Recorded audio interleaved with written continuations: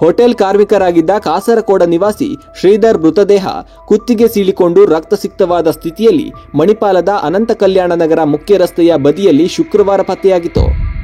Beer ಬಾಟಲಿಯಿಂದ ಕತ್ತು ಸೀಳಿ ಕೊಲೆಗೈದಿರಬಹುದು ಎಂದು ಮೊದಲು ಶಂಕಿಸಲಾಗಿದ್ದು, ಅದರಂತೆ ಪೊಲೀಸರು ಕೊಲೆ ಪ್ರಕರಣವನ್ನ ದಾಖಲಿಸಿಕೊಂಡು ತನಿಖೆ ನಡೆಸಿದಾಗ ಆತನೇ ಕತ್ತು ಸೀಳಿಕೊಂಡು ಆತ್ಮಹತ್ಯೆ ಮಾಡಿಕೊಂಡಿದ್ದಾನೆ ಎಂದು ಮೇಲ್ನೋಟಕ್ಕೆ ಕಂಡು ಬಂದಿದೆ ಎಂದು ಪೊಲೀಸರು ತಿಳಿಸಿದ್ದಾರೆ. ಅದರಂತೆ ಆತ್ಮಹತ್ಯೆ ಪ್ರಕರಣವೂ ದಾಖಲಾಗಿದೆ. ಮಣಿಪಾಲದ ಹೋಟೆಲ್ವೊಂದರಲ್ಲಿ ಕೆಲಸ ನಿರ್ವಹಿಸುತ್ತಿದ್ದ ಶ್ರೀಧರ ಸಿಂಡಿಕೇಟ್ ಸರ್ಕಲ್ ಬಳಿ ತನ್ನ ಸಹೋದ್ಯೋಗಿಗಳೊಂದಿಗೆ ವಾಸ ಮಾಡಿಕೊಂಡಿದ್ರು.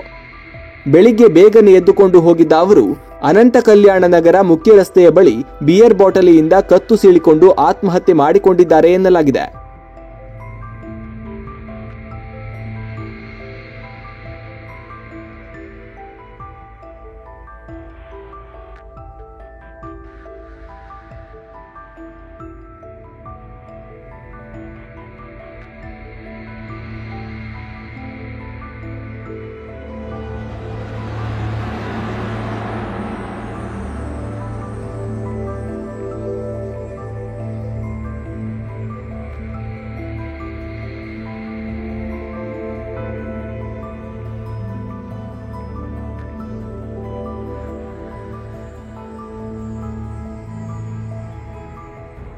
ನಿನ್ನೆ ದಿವಸ ಮಣಿಪಾಲ್ ಪೊಲೀಸ್ ಸ್ಟೇಷನ್ ವ್ಯಾಪ್ತಿಯಲ್ಲಿ ಬೆಳಗಿನ ಜಾವ ಒಂದು ಯಾರೋ ಒಬ್ಬರು ಡೆತ್ ಆಗಿದ್ದಾರೆ ಎಂದು ಮಾಹಿತಿ ಬಂದಿದೆ.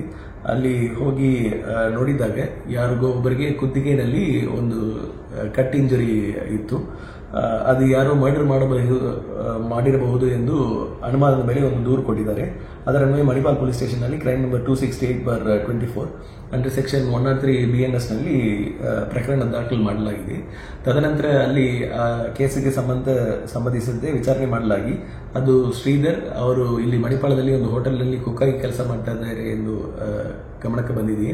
ಮತ್ತೆ ತನಿಖೆ ಸಂದರ್ಭದಲ್ಲಿ ಅಲ್ಲಿ ಪಕ್ಕದಲ್ಲಿರುವ CCTVಗಳನ್ನು ಪರಿಶೀಲನೆ ಮಾಡಿದಾಗ ಒಂದು CCTVನಲ್ಲಿ ದೂರದಿಂದ ಅವರು ಅಲ್ಲಿ ಹೋಗೋದು ಕಂಡು ಬರ್ತಾ ಇದೆ. ಅದನ್ನು ಪರಿಶೀಲನೆ ಮಾಡಿದಾಗ ಅದು ಅವರಾಗಿ ಸೂಸೈಡ್ ಮಾಡಿಕೊಂಡಿರಬಹುದು ಎಂದು ಈಗ ಮೇಲ್ನೋಟಕ್ಕೆ ಕಂಡು ಬರ್ತಾ ಇದೆ. ಅಲ್ಲಿ ಇರುವ ಸಾಕ್ಷಿಗಳನ್ನು ಮತ್ತೆ ಈಗ ವಿಚಾರಣೆ ಮಾಡ್ತಾ ಇದ್ವಿ. ಮತ್ತೆ ಪೋಸ್ಟ್ಮಾರ್ಟಮ್ ನಿನ್ನೆ ಕಂಪ್ಲೀಟ್ ಆಗಿದೆ. ಪೋಸ್ಟ್ಮಾರ್ಟಮ್ ವರದಿ ಬಂದು ಮತ್ತೆ ಉಳಿದ ತನಿಖೆಯನ್ನು ಮುಂದುವರಿಸಿದ ಮೇಲೆ ಅಂತಿಮ ವರದಿಯನ್ನು ಮಾನ್ಯ ನ್ಯಾಯಾಲಯಕ್ಕೆ ಸಲ್ಲಿಸಲಾಗುವುದು.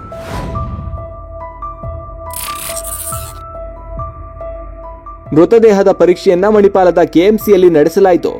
ಇದು ಕೊಲೆಯೋ ಅಥವಾ ಆತ್ಮಹತ್ಯೆಯೋ ಎಂಬ ಬಗ್ಗೆ ಸ್ಥಳೀಯರಲ್ಲಿಯೂ ಹಲವಾರು ಅನುಮಾನಗಳಿದ್ದು ಸೂಕ್ತ ತನಿಖೆ ನಡೆಸಬೇಕೆಂದು ಸಾರ್ವಜನಿಕರು ಆಗ್ರಹಿಸಿದ್ದಾರೆ.